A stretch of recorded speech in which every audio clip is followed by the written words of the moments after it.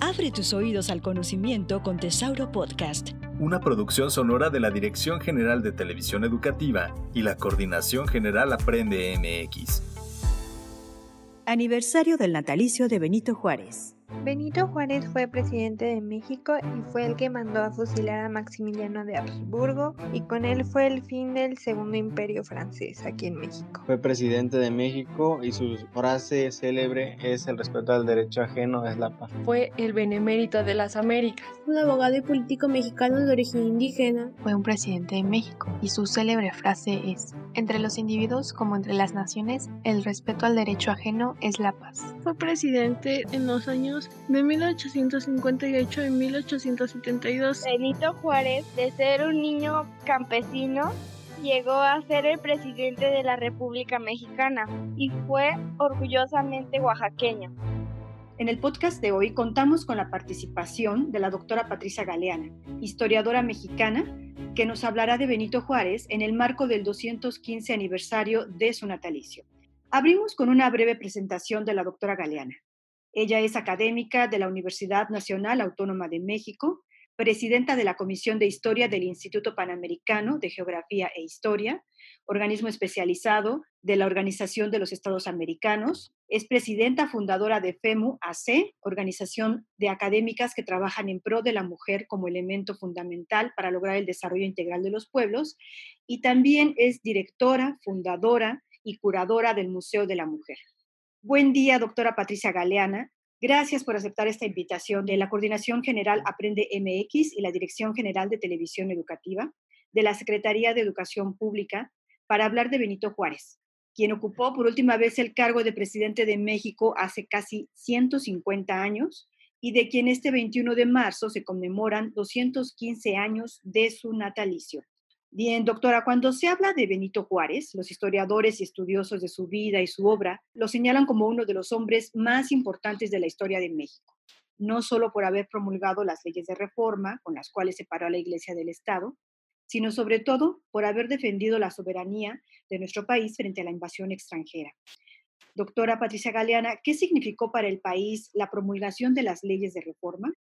Primero que nada, quiero agradecerle la invitación para estar con ustedes en esta difusión de la historia que nos constituye, que me parece un trabajo admirable y muy necesario, y señalar que pues las leyes de reforma emitidas por el presidente Benito Juárez son sin duda un parteaguas en nuestra historia. Es un antes y un después.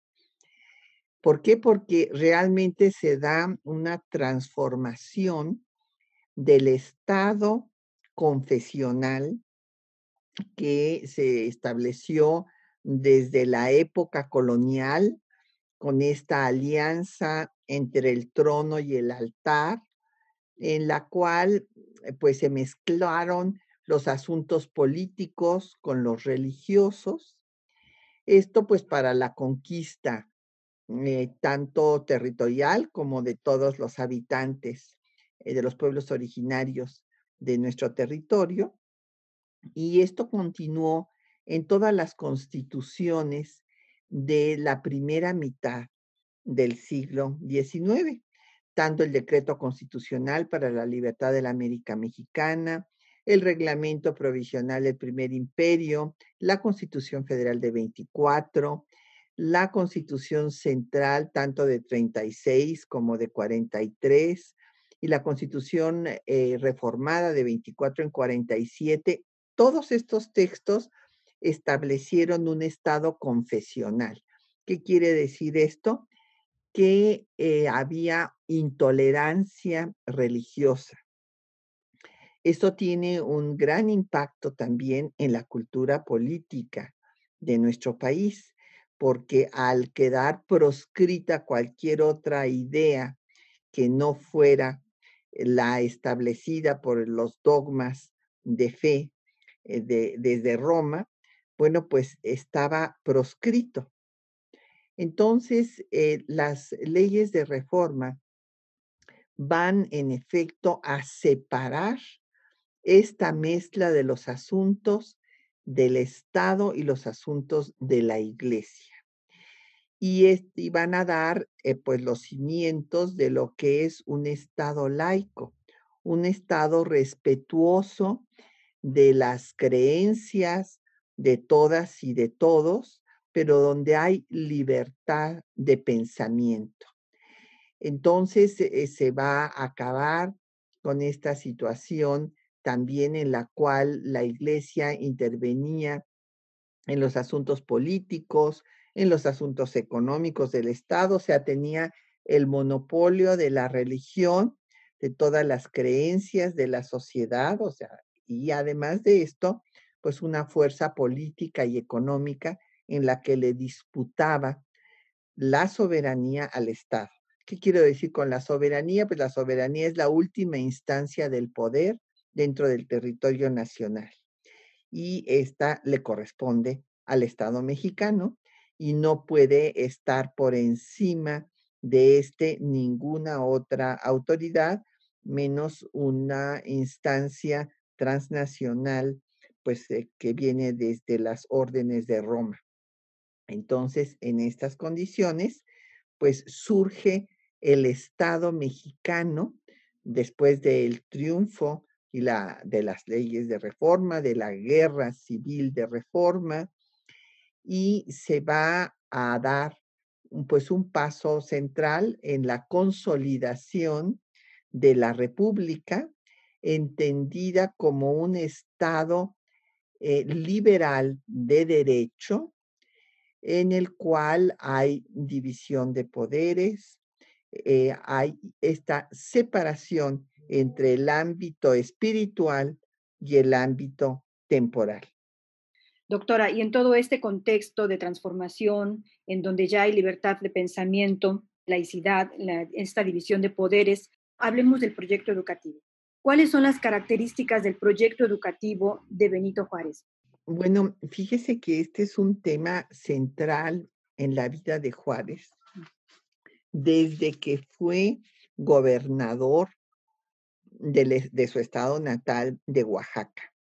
Allá hizo más escuelas que lo que habían hecho todos los gobiernos que le precedieron hasta ese momento.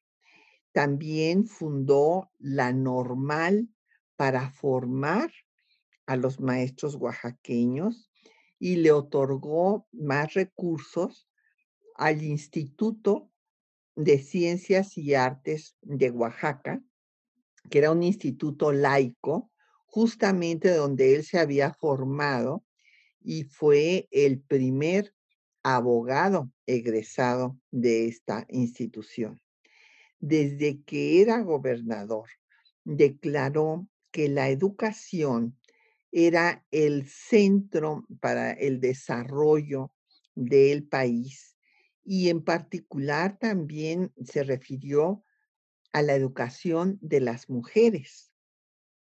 Esto es muy importante porque dijo que dándoles acceso a la educación a las mujeres, ya acabamos de pasar el 8 de marzo, es la forma de regenerar a la sociedad. Habla textualmente de regeneración. Dice que la educación de las mujeres es el germen fecundo de regeneración.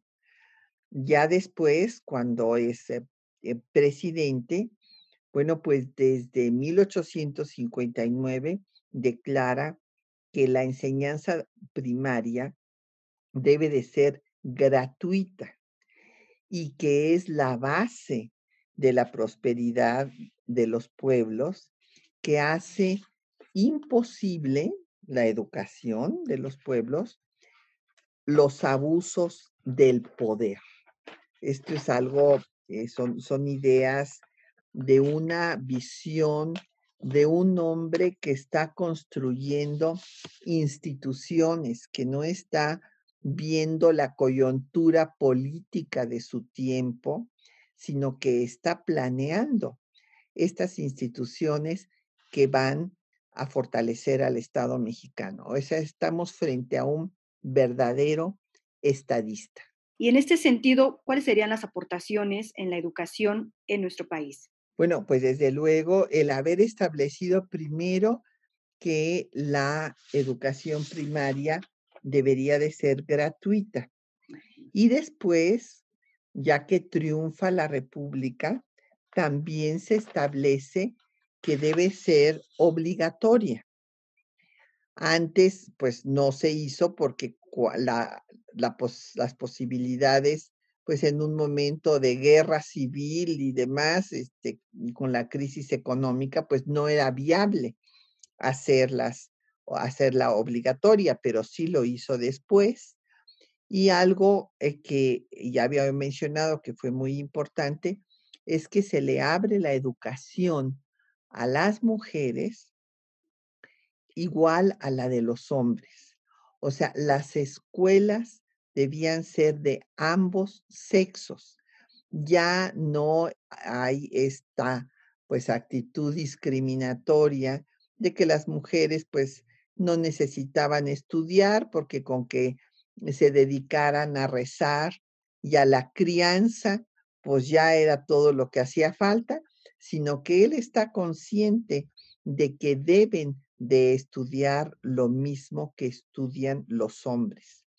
Y otra gran aportación, bueno, desde luego, es la laicidad del Estado y de la educación. O sea, la educación también es laica, de acuerdo, pues, al Estado que está constituyendo este Estado soberano en el que ya no hay una confesión obligatoria como la había antes.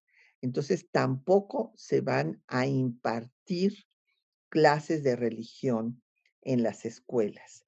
Esto compete a las familias, padres y madres, el darles esta instrucción a sus hijos si así lo desean. Y va a crear la escuela secundaria para señoritas. Esto es un punto central. Su directora en la inauguración menciona unas palabras que son muy certeras. Dice que se está haciendo una verdadera revolución cultural porque las mujeres ya tendrán acceso a la educación media superior. Entonces se crea la escuela secundaria para señoritas y después se crea la Escuela Nacional Preparatoria, que es pues el pilar, la base de la Universidad Histórica de México, la Universidad Nacional Autónoma de México.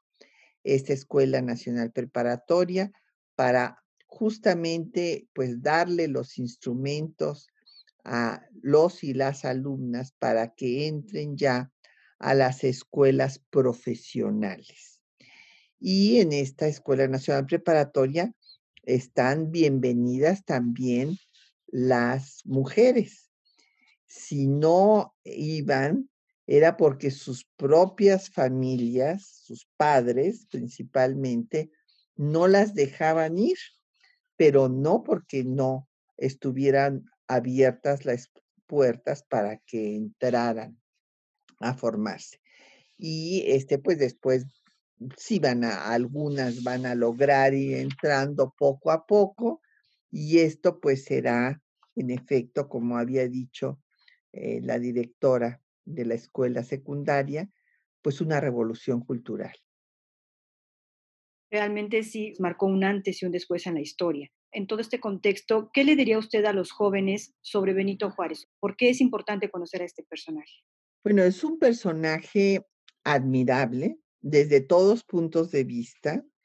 Si nosotros simplemente conocemos la pequeña población de San Pablo Guelatao, donde nació, que está en la sierra de Ixtlán, yo he tenido el privilegio de ir a conocer y he estado participando en diversos homenajes al benemérito. Y se imagina cómo se fue este joven caminando desde Ixtlán, desde este pueblecito en la sierra hasta Oaxaca, para llegar a la casa donde su hermana era cocinera. Esto es muy importante porque a veces no se dice.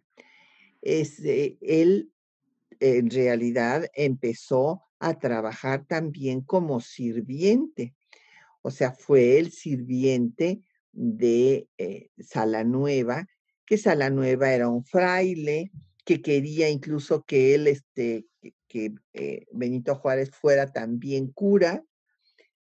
Él se rebeló y dijo que no, que quería ser abogado.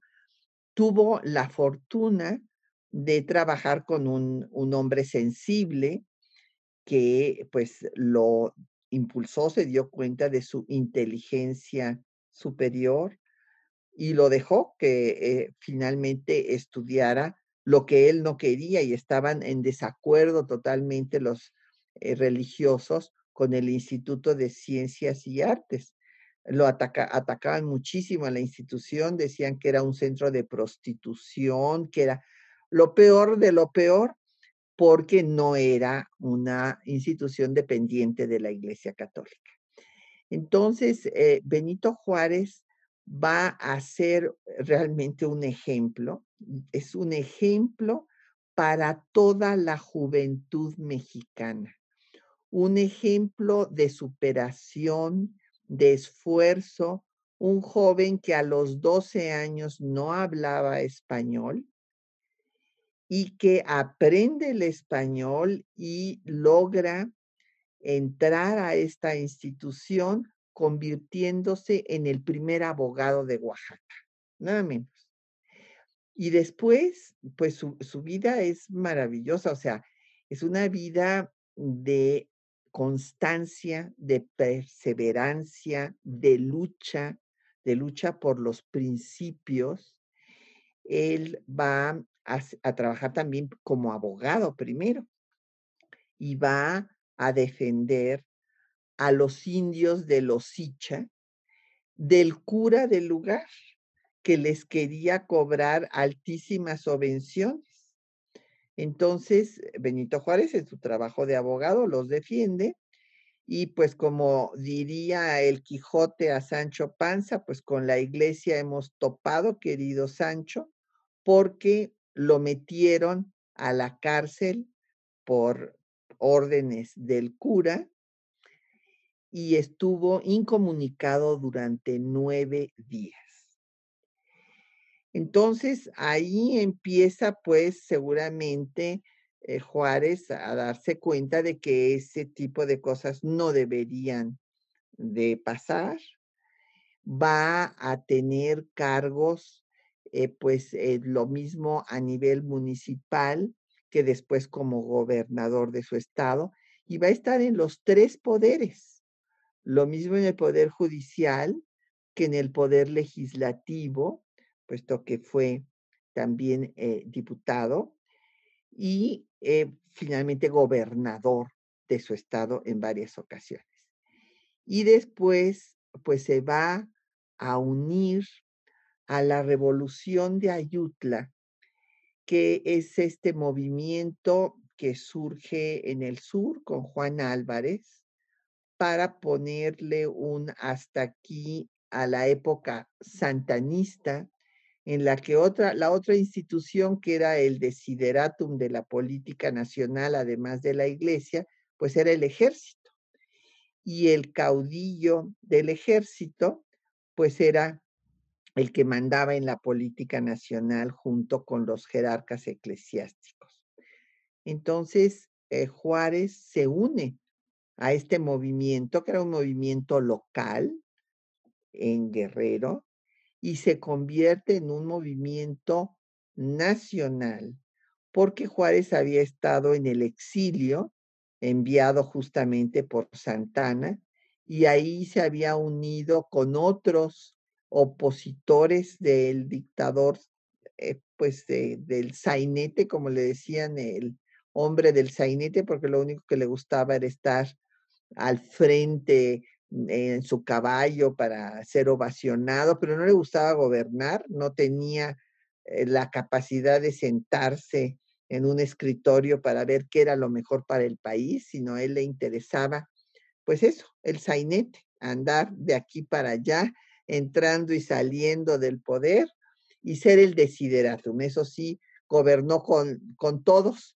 gobernó con los liberales, con los conservadores, con los federalistas, con los centralistas, pero pues era un mal gobernante, evidentemente, autoritario, en fin. Entonces, el movimiento de los exilados que él mandó fuera a Nueva Orleans, en donde también estuvo Juárez, pues querían acabar con esta situación y fue Juárez el que tuvo la visión de darse cuenta de que era más difícil que se levantara una oposición armada a Santana en el norte del país y por eso se fue personalmente a trabajar junto con Juan Álvarez en el movimiento de Ayutla.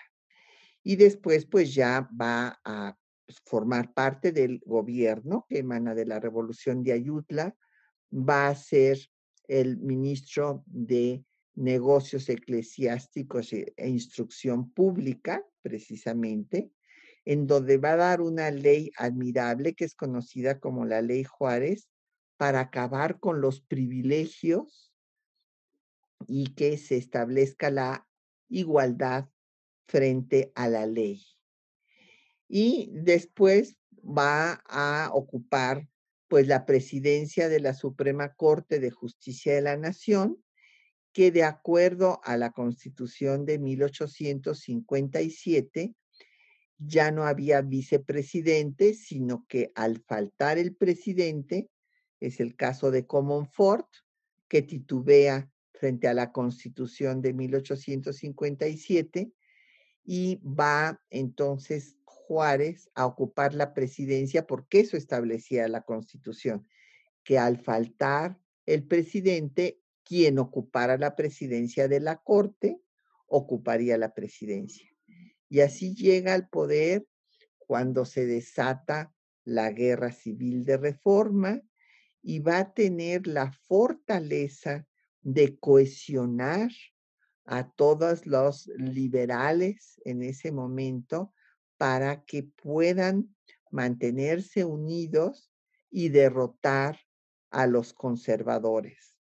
Claro que los conservadores van por el ejército francés que trae a Maximiliano, pero todo este tiempo Juárez sigue en la cabeza del Estado mexicano, en la resistencia republicana, y esto le merece en vida, en ese momento, la admiración de los pueblos latinoamericanos, que le declaran que merece el bien de América.